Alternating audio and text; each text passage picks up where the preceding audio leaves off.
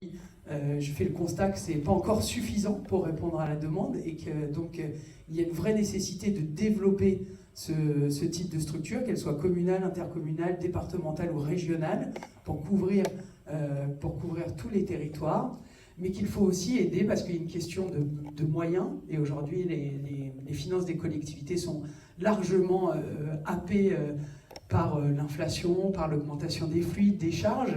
Et il serait difficile aujourd'hui pour la commune de Mitry-Mory, même si 2 ou 3 médecins venaient frapper à la porte, de pouvoir assurer leur salaire. C'est quand même une vraie difficulté, une difficulté majeure, alors que l'outil existe. Donc ça, c'est sur le volet offre de soins de proximité. Il y a une deuxième chose qui nous inquiète et qui inquiète beaucoup nos riverains, c'est la question de l'offre hospitalière.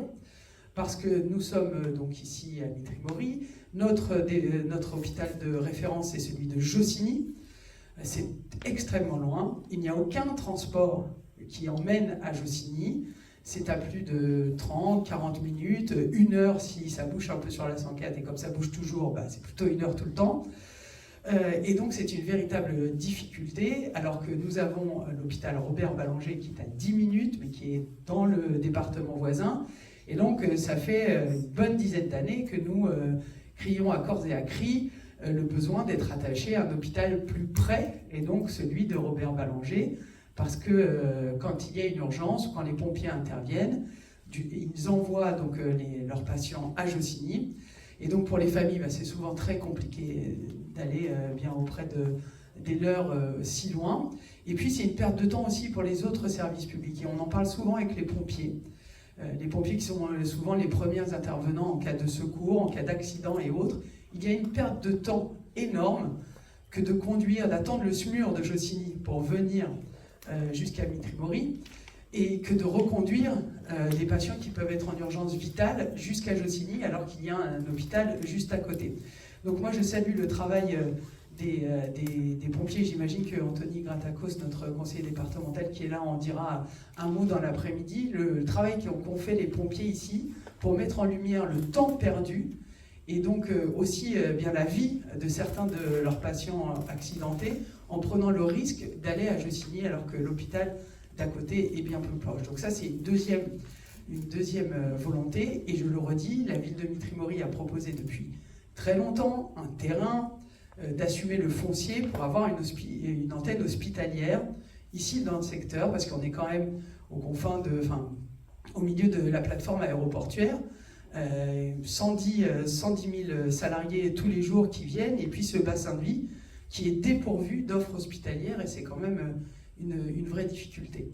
Et enfin, vous me permettrez, parce que hier soir j'ai eu une réunion assez déprimante, comme on en a beaucoup des fois quand on traite de sujets, la question des enfants en situation de handicap en milieu scolaire.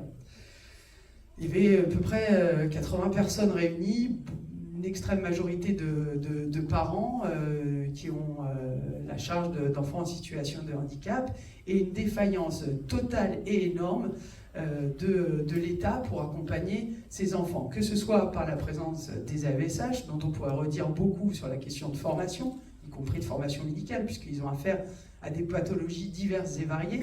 Donc il et elle mériteraient des formations tout court, puisqu'elles n'en ont pas. Je dis elles parce que c'est souvent des femmes. Mais, donc cette question-là, et la question de l'offre de soins à l'égard des enfants en situation de handicap, que ce soit neuropsychiatre, neuromotricien, orthophoniste, toute cette batterie de spécialistes qui, s'ils étaient en proximité dans les territoires, permettraient à ces enfants de se développer le mieux possible. C'est-à-dire qu'on a les outils techniques, on sait comment traiter les pathologies, mais la raréfaction de ces professionnels de santé dans notre secteur font qu'on délaisse ces enfants qui n'ont quasiment pas le droit à la scolarité, et je ne vous parle pas des places dans les IME qui sont quasi inexistantes.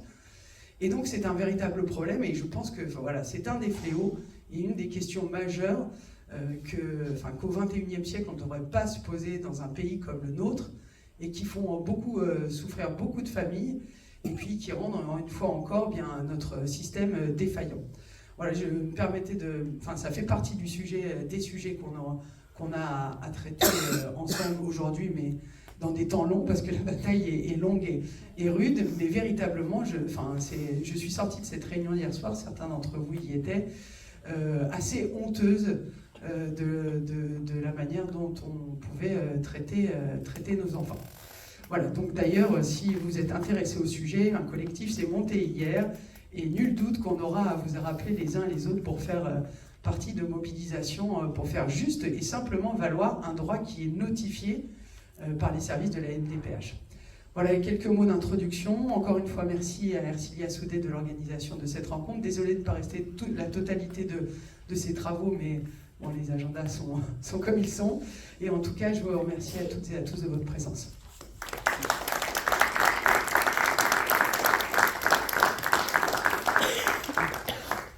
Bonjour à toutes et tous.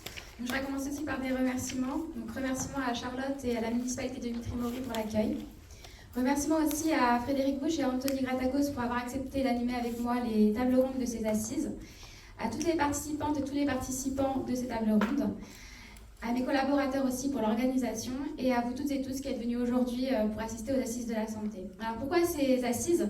Alors effectivement parce qu'il y a un véritable problème de désertification médicale qui ne touche pas réellement toute la France, mais notre territoire à nous, en Seine-et-Marne, et notamment dans notre circonscription, on est particulièrement touchés. On est vraiment en queue de peloton pour le nombre de médecins traitants par habitant, par exemple.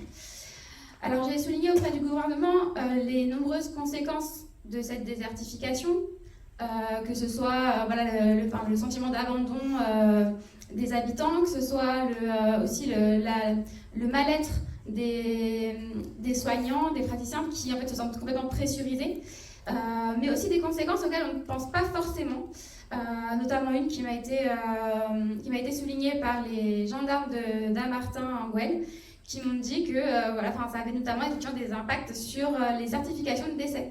Et que ça donnait lieu à des scènes assez macabres, puisqu'en fait, pendant 24 heures, on attend que la personne pendue à un arbre, qu'on vienne certifier son décès, quoi. C'est assez terrifiant. Dans notre circonscription, comme l'a souligné Charlotte, on a une absence de structure hospitalière depuis la fermeture de l'hôpital de Lagny. Et effectivement, donc ça pose de nombreux problèmes, notamment effectivement puisque chaque commune est associée à un hôpital de secteur entre guillemets, sauf que le secteur des fois c'est assez lointain. Et donc ça pose effectivement des problèmes pour la prise en charge des patients, mais aussi pour les sapeurs-pompiers par exemple qui perdent un temps fou alors qu'ils sont déjà en sous-effectif à essayer d'amener les gens de chez eux jusqu'à la structure hospitalière. Effectivement, ça pose de véritables problèmes de sécurité. Alors, à l'origine, vers le début du mandat, les députés de la France Insoumise se sont lancés dans une opération qui s'appelle Allo Sécure pour voir un peu tout ce qui dysfonctionne au niveau de nos hôpitaux. Donc, on a été amené à visiter différents hôpitaux sur l'ensemble du territoire. C'est ce qui m'a amené donc, à visiter progressivement chaque hôpital du GEF, donc j'avais commencé par Jossigny. Et ça m'a été pour moi l'occasion de rencontrer les différents personnels pour discuter de ce qui dysfonctionne, et effectivement le chantier apparaît colossal. Et j'ai donc un petit mot d'ailleurs de remerciement pour ce sujet à adresser aux responsables syndicaux que j'ai pu rencontrer à cette occasion, qui m'ont permis justement de voir les dysfonctionnements sous différents angles. D'ailleurs, pour chaque hôpital, on a essayé d'aborder avec un angle différent pour essayer d'avoir un panel assez large. Donc, voir ce qui se passe au niveau de la psychiatrie, par exemple, au niveau des sages-femmes, au niveau des urgences, etc. Mais en fait, finalement, on retrouve essentiellement des aspects assez similaires. C'est-à-dire que, en fait, où qu'on aille, finalement, le mal-être est prégnant, que ce soit au niveau des personnels et au niveau des patients. Et alors justement, ça permet de faire une belle transition puisque cette première table ronde va être l'occasion de développer cet aspect, donc en évoquant la casse de l'hôpital public. Et nous allons accueillir justement donc, les responsables syndicaux qui m'ont reçu à cette occasion. Donc je remercie chaleureusement Nathalie Chevitko de Force Ouvrière et Catherine Dos Santos de la CGT. Donc Jérémy peut venir aussi sur le... Allez-y, let's go. Alors, Jérémy, dont je ne sais plus le nom de famille.